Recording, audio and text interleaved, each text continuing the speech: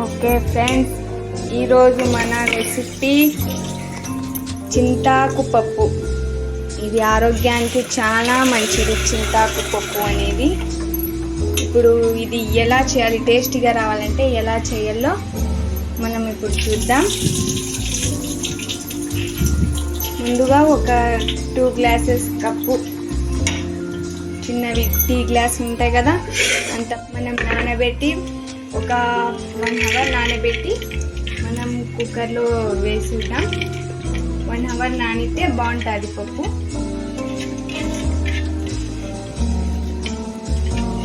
చూడండి,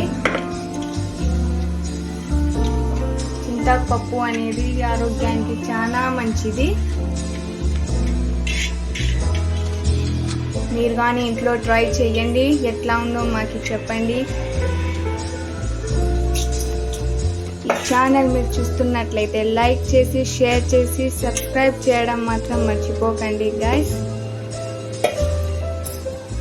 కామెంట్ బాక్స్లో చెప్పండి నాకు.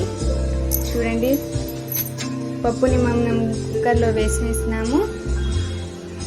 ఇప్పుడు మనం కుక్కర్లో వేసేసినాం. మళ్ళీ వాటర్ వేద్దాం. పప్పుకి ఎంత బాయిల్ అవుతుందో అంత వాటర్ వేసుకున్నాం. మేమైతే ఇంత వేసుకున్నాం, ఎందుకంటే ఎక్కువ అంటే కానీ బాగుండదు. నెక్స్ట్ పసుపు వేసినాము, తగినంత పసుపు వేసుకున్నాం. ధనియాల పొడి కొద్దిగా వేయాల. స్పూన్లో హాఫ్ స్పూన్ వేస్తే కానీ బాగుంటుంది. ధనియాల పొడి స్మెల్ భలే ఉంటుంది, పప్పులో టేస్ట్ కానీ వస్తుంది. తర్వాత 1 స్పూన్ కారం. మళ్ళీ మీకు కొంచెం ఎక్కువ వండాలంటే 2 స్పూన్స్ వేసుకోండి. మేము కారం ఎక్కువ తింటాం కాబట్టి మేము 2 స్పూన్స్ వేసుకున్నాం. అంటే 1 స్పూన్ అయినా సరిపోతుంది.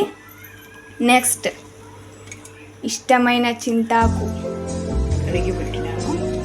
బాగా 2 సార్లు కడిగి మళ్ళీ లాస్ట్ పప్పులో వేయాలి. చూడండి ఎంత, ఇది చాలా ఇష్టం మా ఇంట్లో అందరు. నెక్స్ట్ టమాటోస్ కట్ చేసుకోవాలా. చూడండి ఎంత బాగా కట్ చేస్తున్నారు, ఫ్లవర్ లాగా. ఈ రెసిపీ మా అత్తగారి చేత్తో భలే ఉంటుంది. చూడండి, కటింగ్ కానీ భలే ఉంటుంది చేసేటప్పుడు. ఎట్లయినా చేసుకొని వేసుకోవచ్చు. మేము మీడియం సైజ్ టమాటోస్ 3 తీసుకున్నామండి.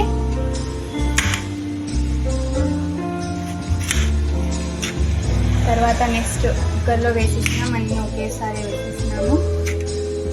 పప్పు, పసుపు, చింతాకు, టమాటోస్, ధనియాల పొడి వేసేసుకున్నాము. ఇప్పుడు మనకి చింతపండు కొద్దిగా వేసుకోవచ్చు, వేసుకోకపోతే ఏం కాదు. మా అత్త అయితే కొంచెం వేస్తారు, కొంచెం పులుపు ఉంటుందని. చింతాకు పప్పు అంటేనే కొంచెం పుల్లగా ఉండాలా. ఓకే, కొద్దిగా మీకు మంచిదంటే ఊరికి ఒక చిటికెడంత వేయండి అంతే. నెక్స్ట్ ఎక్కువ లేదు. చూడండి,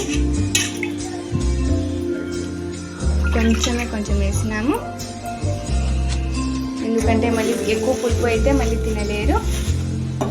మనం ఇప్పుడు కుక్కర్ ఇప్పుడు మేము గ్యాస్ ఆన్ చేసుకున్న తర్వాత కుక్కర్ పెట్టేద్దాం. ఒక 5-6 విజిల్స్ వచ్చే వరకు కుక్కర్ పెట్టేస్తున్నాను. ఇప్పుడు ఒక 5-6 విజిల్స్ అయ్యేంత వరకు మనం తర్వాతకి వేసేది చూస్తున్నాం. ఐటమ్స్ పెట్టిన తర్వాత ఆనియన్, నెక్స్ట్ వెల్లుల్లి, కరివేపాకు, కొద్దిగా ఎండుమిరపకాయలు 2, జీలకర్ర, ఆవాలు వేసుకోవాలి. అది మళ్ళీ చూపిస్తాం. ఇది బాయిల్ అవ్వని. బాయిల్ అయిన తర్వాత మనం మళ్ళీ నెక్స్ట్ జీలకర్ర, ఆవాలు ఇవి తాలింపులో వేసుకోవాలి. ఓకే ఫ్రెండ్స్, ఈ ఛానల్ని మాత్రం సబ్స్క్రైబ్ చేయండి, కన్ఫర్మ్గా లైక్ చేయండి, షేర్ చేయండి. కామెంట్ బాక్స్లో ఏమైనా ఉంటే పెట్టండి, చెప్పండి. ఏమైనా డౌట్స్ అవి ఉంటే నాతో షేర్ చేయండి, వెంటనే రిప్లై ఇచ్చేస్తాను. ఈ పప్పులో కానీ అన్నంలో అయినా, చపాతీలో అయినా, రాగి సంటిలో అయినా భలే ఉంటుంది. మేము అందుకే రాగి సంటి చేస్తున్నాం. చూడండి, పక్కనే రాగి సంటి, ఈడ పప్పు ఉడుకుతుంది. రాగి సంటిలో మనకి ఇష్టం. ఓకే గాయస్, షేర్ మాత్రం చేయండి, సబ్స్క్రైబ్ చేయండి ప్లీజ్. ఇప్పుడు మనం కుక్కర్ ఓపెన్ చేద్దాం.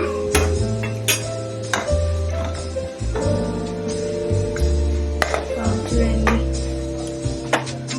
సరిపోయింది, కరెక్ట్ సరిపోయినాయి నీళ్ళు అంత పప్పుకి.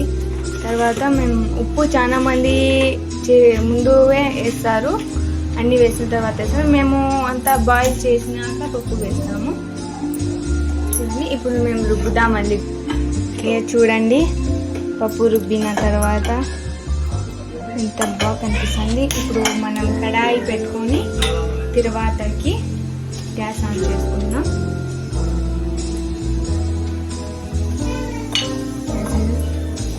మేము దీంతో ఒకేసారి జీలకర్ర, ఆవాలు, ఉద్ది బ్యాడ్లు, అన్నీ శనగ బ్యాడ్లు వేసి అంతా కలిపి మా అత్తగారు కలిపి పెట్టుకుంటారనమాట ఎప్పుడు. చూడండి, ఫస్ట్ కడాయిలో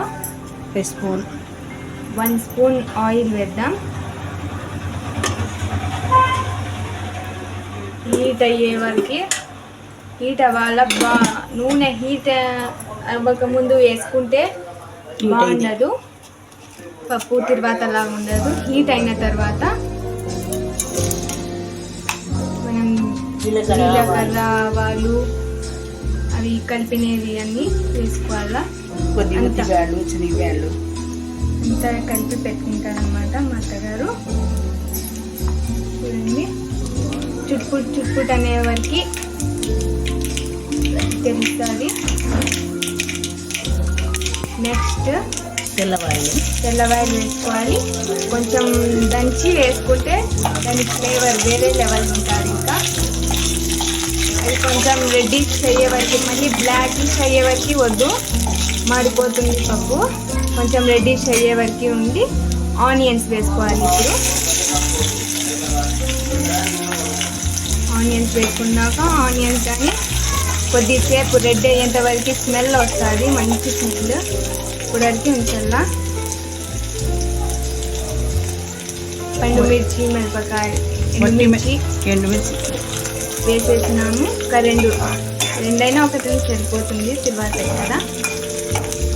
చూడండి ఎంత కలర్ఫుల్ ఉందో, స్మెల్ అయితే భలే వస్తుంది మాకి. మీరు కానీ కంపల్సరీగా ట్రై. చూడండి, రెడ్డిష్ అయ్యేంత వరకు మనం కొంచెం తిప్పుతానే ఉండాలి గరిటెతో, లేదంటే బ్లాక్ అవుతుంది. నల్లగా మాడిపోతే రుచి ఉండదు, పప్పు రుచి అంతా ఉండదు. రెడ్ ఉంటేనే కొంచెం బాగుంటుందని చెప్తున్నారు మా అత్తగారు. నాకైతే ఈ రెసిపీ రాదండి. ఓకే, కదా రెడ్ అయిపోయింది. ఇప్పుడు రెడ్ అయింది కదా. ఇప్పుడు రెడ్ అయిన తర్వాత లాస్ట్ కరివేపాకు స్మెల్ బాగా, కరివేపాకు స్మెల్ వేరే లెవెల్ ఉంటుంది. ఈ పప్పు నెక్స్ట్ రాగి ముద్ద వేసుకొని తింటా అంటే కొంచెం నెయ్యి దానిపైన, రాగి ముద్ద పైన భలే ఉంటుంది. ఇప్పుడు నెక్స్ట్ మనం పప్పు రుబ్బిన పప్పు వేసుకుందాం. చూడండి, వాటి కలర్ఫుల్గా ఉంది. దాంట్లో నీళ్ళు తీసినా కదా కొద్దిగా ఉంటుంది. ఇప్పుడు కొంచెం నీళ్ళు వేద్దాం. ఇంకా కుక్కర్లో కొంచెం ఒక స్మాల్ టీ గ్లాస్ అంత నీళ్ళు వేసుకొని, నీళ్ళు కాదు పప్పులోనే నీళ్ళు, మళ్ళీ పై నీళ్ళు వద్దు, పై నీళ్ళు వేసుకోకూడదు. మళ్ళీ పప్పులో రుబ్బింటాం కదా, ఆ కుక్కర్లోవే నీళ్ళు వేసుకొని కొంచెం మళ్ళీ ఆ పప్పులోనే వేసేయాల. తర్వాత వేసిన పప్పులో చూడండి ఎంత బాగా అవుతుందో, కలర్ఫుల్గా ఉంది కదండి. మీరు కానీ ఇంట్లో ట్రై చేయండి, మాకు ఎట్లా ఉందో చెప్పండి.